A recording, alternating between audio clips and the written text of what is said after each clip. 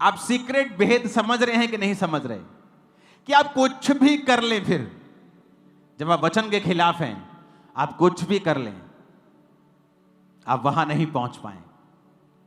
आप वचन के साथ हैं, यहोवा के साथ हैं, प्रभु के साथ हैं, आप कुछ भी कर लें। सरसरी चली गई खेत में और डर रही थी वहां पे कि दूसरे मजदूर मुझे मारे ना, मुझे भगाए ना, ये ना जानते हुए कि इन खेतों की मैं खुद एक मालकिन बनने वाली हूं कुछ ही दिनों के बाद। एक बड़ा काम मैं भविष्यवाणी करता हूं आप और आपके संतान के जीवन में परमेश्वर करने जा रहा है। आमीन। साथ चाहिए और ऊंचे चाहिए और हाथों को उठा के चाहिए।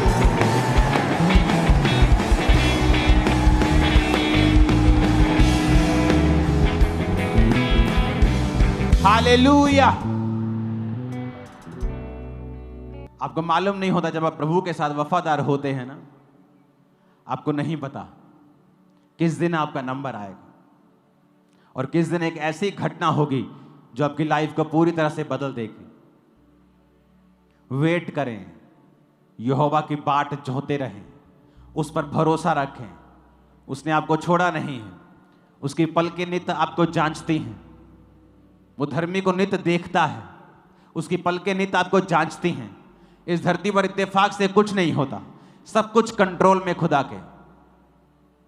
उसे ये दिखाएं सिर्फ कि आप उसके साथ वफादार हैं, दैट्स इट। समाज का डर कुछ नहीं दे पाएगा। जिंदगी का डर, एलीमेलेक नियोमी को था कि यहां रहेंगे तो मर जाएंगे। अरे नहीं, वहां रहे तो मर गए, यहां रहे तो जी जाते तुम लोग। जीसस में परीक्षा आती, मसीहत में परीक्षा आती तो मरते नहीं, लेकिन भाग के जो परीक्षा आएगी उसमें तुम मर जाओगे। अपने पड़ोसी को बोलो, खुदा के साथ वफादार रहे। फिर से बोलो ऊंची आवाज, आमीन। इमेजिन करो, लिखा है, फिर से पढ़ेंगे, जहां कहीं, वो पंजाबी में भी एक आयत आ रही, देखो, अते जिथे किते, देखो बाइबल में लिखा है, जिथे किते ओ बाहर निकले यहोवा दा हथ ओना उते बुरियाई दे लई सी। जिथे किते ओ बाहर निकले, लिखिया, जिथे किते ओ बाहर निकले यहोवा दा हथ ओना उते बुरियाई दे लई सी। जिकर यहोवा ने आख्या सी ते ਉਹਨਾਂ ਦੇ ਨਾਲ ਸਹੁੰ ਖਾਦੀ ਸੀ ਤੇ ਉਹ ਬਹੁਤ ਔਖੇ ਹੋਏ। ਬੰਦਾ ਕਹਿੰਦਾ ਨਹੀਂ ਯਾਰ ਔਖੇ ਹੋਏ ਪਏ ਆ ਜ਼ਿੰਦਗੀ 'ਚ, ਮੁਸ਼ਕਲ ਹੋਈ ਪਈ ਹੈ ਯਾਰ, ਬਾਲਾ ਟਾਈਟ ਹੋਏ ਪਏ ਆ। ਟਾਈਟ ਹੋਣ ਦੀ ਲੋੜ ਨਹੀਂ, ਵਫਾਦਾਰ ਹੋ ਜਾਓ ਰੱਬ ਦੇ ਨਾਲ, ਖੁੱਲਾ ਖੁੱਲਾ ਲੱਗੇਗਾ ਤੁਹਾਨੂੰ ਬਹੁਤ। ਟਾਈਟ ਹੋਣ ਦੀ ਲੋੜ ਨਹੀਂ। ਆਪ ਤੁਹਾਨੂੰ ਲੱਗਦਾ ਹੈ ਕਿ ਪਰਮੇਸ਼ਵਰ ਨੇ ਤੁਹਾਨੂੰ ਟਾਈਟ ਹੋਣ ਲਈ ਚੁਣਿਆ? कई पास्टर्स को लगता है अगर वो गरीब रहेंगे, कर्जाई रहेंगे, तो तभी परमेश्वर उनके साथ खुश है। बाइबल कहती जिसके तुम कर्जदार हो उसके तुम नौकर हो। जिसका तुमने पैसा देना है ना, उसके तुम नौकर हो। प्रभु नहीं चाहता तुम किसी का नौकर बनो। इसको कूल मत समझो, गरीबी को, यह कूल नहीं है। यह सिर्फ शब्दों में कूल लगती है नहीं। यीशु मसीह के लिखा 7 में औरतें होती थी, अमीर औरतें, जो अपनी संपत्ति से उसकी सेवा करती थी। अगर वो परमेश्वर है तो क्यों उसने उनकी संपत्ति से सेवा करवाई? नए नियम में आपको हुक्म यह है कि आप टाइट से भी ज्यादा बोएं। आपको मालूम है टाइट तो एक कवनेंट है, इस पे तो बहस करना मूर्खता है, क्योंकि ये तो नए नियम से, पुराने नियम से भी पहले था। ये तो कवनेंट है आपके साथ। आप अब्राहम के अगर संतान नहीं है, आप टाइट के खिलाफ बात करेंगे, क्योंकि आप है ही नहीं उस कवनेंट में, आप उसके पुत्र पुत्रियां है ही नहीं। अब्राहम के कवनेंट में जो है, जो अब्राहम के बेटे और बेटियां हैं, उसने मल्कीसदिक के याजक को दिया था। और जो नए नियम के टाइट है, जो नए नियम का बोना है, वो अकेला टाइट नहीं, लोग अपनी संपत्तियां लाके बोते थे। और नए नियम में आप याजक को टाइट नहीं दे रहे हैं, कि वो अपनी जिंदगी में कोई घर ना ले। आप चर्च को दे रहे हैं। मैं आपके टाइथ का टाइथ नहीं ले रहा हूं, मैं आपका टाइथ नहीं ले रहा हूं, मैं अपनी पर्सनल जिंदगी आपके टाइथ से नहीं बिता रहा हूं, मैं अपने बिजनेस से ले रहा हूं। तो आपका जो टाइथ, आपका जो 20% 30% आप दे रहे हैं, वो चर्च के कामों के लिए चल रहा है। हालेलुया। नए नियम में विश्वासियों ने, पौलुस ने कहा है, हर एक व्यक्ति अपने अपने आमदनी के अनुसार हफ्ते में अपना चंदा निकाल के रखे। कैसी होती मीटिंग्स बड़ी बड़ी? अगर चर्च मीटिंग्स करेगी तो ये खर्चा कैसे करेगी? ये खर्चा नहीं रोक सकते, कंस्ट्रक्शंस नहीं रोक सकते, तो फिर मीटिंग्स कैसे होंगी? क्योंकि लोग आगे आते हैं कि ठीक है, मैं ये खर्चा उठाने के लिए तैयार हूं। पार्टनर्स होते हैं, हाँ मैं ये खर्चा उठाने के लिए तैयार हूं। कितने मेरी बात को समझ रहे हैं? आपके लिए एक राह खुला है बोने का, और शैतान को पता है आपका बोना एक्यूरेट प्लेसेस के ऊपर जा रहा है। और कैसे रूहें बच रही हैं, कैसे लाखों करोड़ों लोग यहां क्रूसेड होते, यहां मीटिंग्स होती, लोग ऐसे ऐसे देशों में स्क्रीन्स लगा के हजारों की गिनती में गलियों में बैठे और लाइव क्रूसेड अटेंड कर रहे हैं, जिनको यहां का वीजा नहीं मिलता है, इंडिया का, जो दूर हैं बहुत। वो रूहें बच रही हैं, तो उसका असर आप पर भी हो रहा है जो बो रहे हो, आप पर भी हो रहा है जो प्रेयर कर रहे हो, आप पर भी हो रहा है जो फास्टिंग कर रहे हो। इसके खिलाफ सिर्फ दुष्ट आत्मा है वो जो जा सकता है, कोई खुदा का सच्चा खादिम इसके खिलाफ नहीं जाएगा। हालेलुया। फिर से वो वचन पढ़ेंगे हम। अते जिथे किते, बोलो जिथे किते, हिंदी में बोलो, बोलो जहां कहीं। देखो किन्ना, अगर वचन एक लाइन वचन दी समझ आ गई ना, तो जिंदगी सफल हो जाएगी साडी। लिखा जिथे किते वो जांदे सी, यहोवा दा हथ उन्हां दी बुराई करन च, उन्हां दा नुकसान करन च लगा रहिंदा सी। ते रूत बारे वो की लिखदा? 3 आयत पढ़ेंगे रूत की। कहता जिस खेत में वो संयोग से गई, जिस खेत में भी चली गई, लिखिया वो बोझ दा निकलिया। गई तो नौकरानी दे रूप दे विच सी, नौकरां तो भी थल्ले सी, पर उन्होंने पता नहीं सी वो मालकण आ उत्थे दी। तुसीं बहुत वड्डी बरकत पाने वाले हो, आत्मिक ते शारीरिक दोनों। पर एक कंडीशन है आपके, क्या यहोवा आपके संग है? क्या आप यहोवा को किसी आशीष के लिए मान रहे हो, या आपने सचमुच अपना जीवन परमेश्वर को दे दिया है? जिदा आस है, और ये आस कि अपनी सास को बोला हुआ है कि ठीक है मैं तेरे नाल रवांगी, पर तू ना मेरा ब्याह करा दिया अपने किसी रिश्तेदार ना। उसने नहीं कहा, उसने कहा मैं तेरे संग रहूंगी, मैं तेरे संग रहूंगी। और जाके शरीर में मसला हल नहीं किया। आज बहुत से क्रिश्चियंस, पॉलिटिशियंस, पास्टर्स मसलों को शरीर में हल करना चाहते हैं, जबकि आप और मैं आत्मिक जिंदगी में बुलाए गए हैं, जहां हमें स्पिरिचुअल लाइफ को पहले फुलफिल करना है। आमीन। रूत की पुस्तक को मैं खोल रहा हूं आपको एक चीज पढ़ाने के लिए। रूत की पुस्तक अगर आप खोलेंगे, न्यायों के बाद आपको मिलेगी। न्यायों में आपने अलग अलग लोगों को पढ़ा होगा, उसके बाद रूत आती है। एक चीज मैं आपको पढ़ाना चाहता हूं, यह भी बड़ी जबरदस्त है, यह आपकी लाइफ में एक आस को पैदा करेगा। रूत 3 उसकी 13 में लिखा है, बोaz ने रूत से विवाह कर लिया और वह उसकी पत्नी हो गई, और वह उसके पास गया और यहोवा की दया से उसको गर्भ रहा और उसके एक बेटा उत्पन्न हुआ।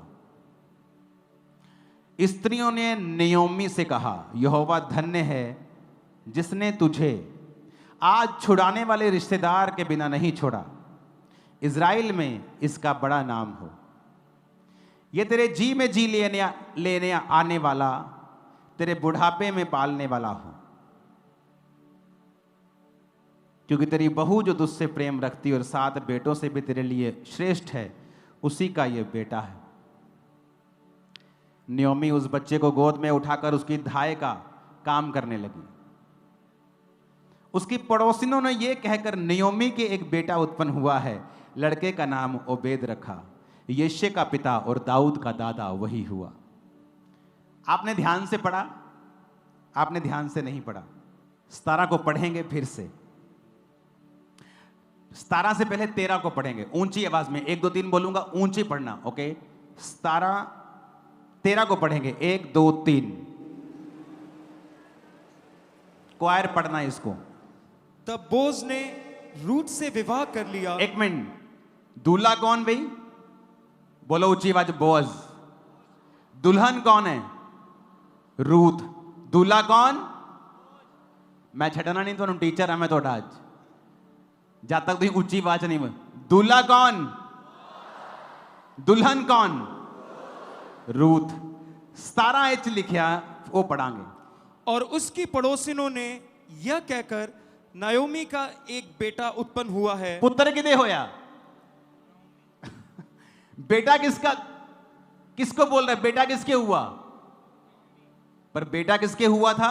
रूत के। 13 आयत को फिर से पढ़ेंगे। बोअज ने रूत से विवाह कर लिया और उसकी पत्नी वो हो गई। यहोवा की दया से उसको गर्भ रहा और उसके बेटा उत्पन्न हुआ। पर वो बेटा कहलाया किसका? नयोमी का। क्यों? क्योंकि परमेश्वर ने जो नयोमी से छीन लिया था उसको वापस कर दिया। नयोमी सपने में भी सोच नहीं सकती थी जब उसका पति मर गया, उसके दोनों बेटे मर गए, कि कहीं फिर से कहीं मेरी जिंदगी आबाद हो जाएगी। अब सामने डिसीजन ले लिया कि मैं यहोवा के साथ वफादार रहूंगी। अब जो हो गया हो गया, चलो अपनी जिंदगी बिताते हैं। पर मैं आपको फिर से बताता हूं, परमेश्वर आपकी राख जैसी जिंदगी में से भी एक खूबसूरत जिंदगी पैदा कर सकता है जो आपकी सोच समझ से परे होगी। आपको वफादार रहना पड़ेगा। वफादार, वो वाला वफादार नहीं, अगर 7 हफ्तों में आशीष नहीं मिली तो कहीं और चली जाऊंगी। बच्चा रूत के हुआ, पड़ोसन कहती तेरे हुआ नयोमी, तेरे पुत्र हुआ, ओबेद नाम रखा। यिशै का डैडी और दाऊद का दादा वही हुआ। क्यों कहा? परमेश्वर जानते हैं उसका बेटा। वो उसकी धाय का काम करने लगी, उसकी दाई बन गई। वो सब, वो उसी को पालने लगी, उसी को दूध पिलाने लगी, उसी को पालने लगी, उसी को वो खिलाने लगी, उसी को पिलाने लगी, सब कुछ वो करने लगी उस बच्चे का। पैदा वो रूत से हुआ, कहलाया नयोमी का, क्योंकि परमेश्वर ने उसको गिफ्ट दिया कि तू मेरी स्पिरिचुअल लाइफ में मेरे साथ तू वापिस आई है नयोमी, ये ले, मेरी ओर से तुझे एक गिफ्ट देता हूं जो तुझे कोई नहीं दे सकता था।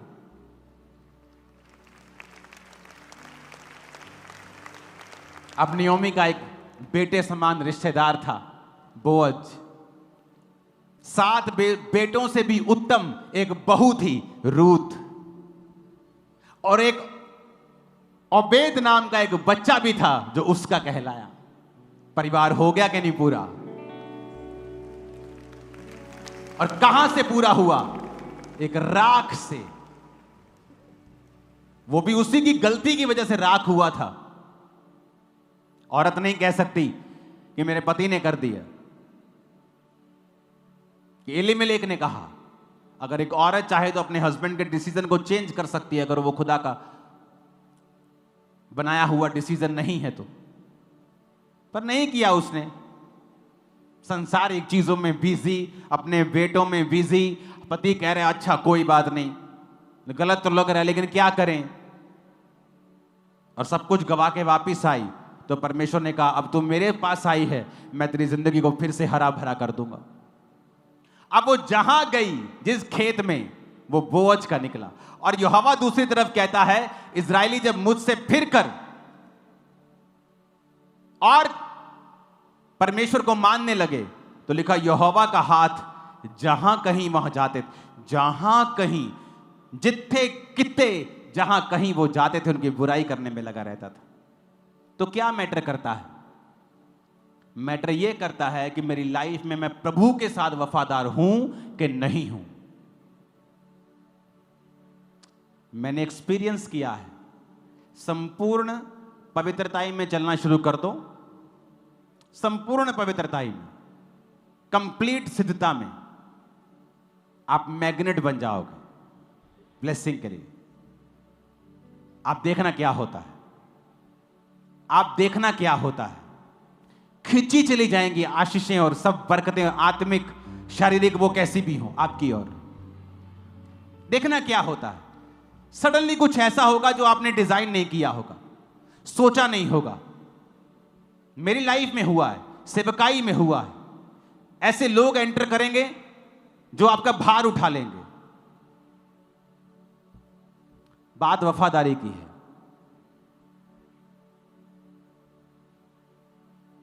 इमेजिन करो आप जहां कहीं जा रहे हैं सफल हो रहे हैं, क्योंकि खुदाबंद आपके साथ है।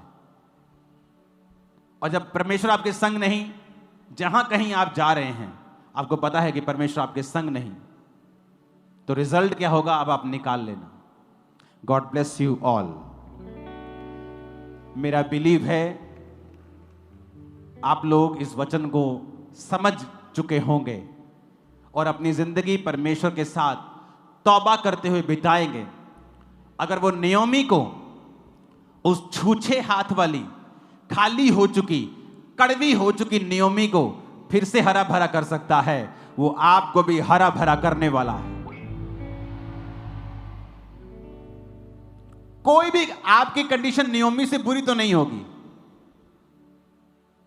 ना पैसा, ना पति, ना बच्चे, ना घर, ना अपना देश, और मुड़ गई परमेश्वर की ओर।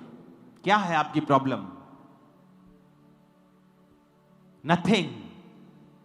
अगर वो उसको सॉल्व कर सकता है, वो आपकी भी सॉल्व कर सकता है। एक वायदा कर ले खुदाबंद के साथ, वफादार रहेंगे, बाइबल पढ़ेंगे, प्रेयर करेंगे, वचनों के साथ फेथफुल रहेंगे, आप नीचे नहीं देखेंगे कभी भी। फिर सबको जय मसीह की। मैं जतिन बब्बर और आप देख रहे हैं मसीह परिवार चैनल। जैसे कि आप सब जानते हैं कि मैं इस चैनल पे प्रभु के अलग अलग दासों की वीडियोस डालता हूं, तो अगर आपको हमारा चैनल अच्छा लगता है तो आप इस चैनल को ज़्यादा से ज़्यादा सब्सक्राइब जरूर करें, ताकि आप प्रभु के वचन को सुन सके। वीडियोस को ज़्यादा से ज़्यादा शेयर करें, ताकि जिन लोगों तक वचन नहीं पहुंचा उन तक भी वचन पहुंच सके। सबको जय मसीह की। एक बार मैं आपसे दोबारा कहूँगा कि इस चैनल को सब्सक्राइब जरूर करें और वीडियोस को ज़्यादा से ज़्यादा शेयर करें। जय मसीह की।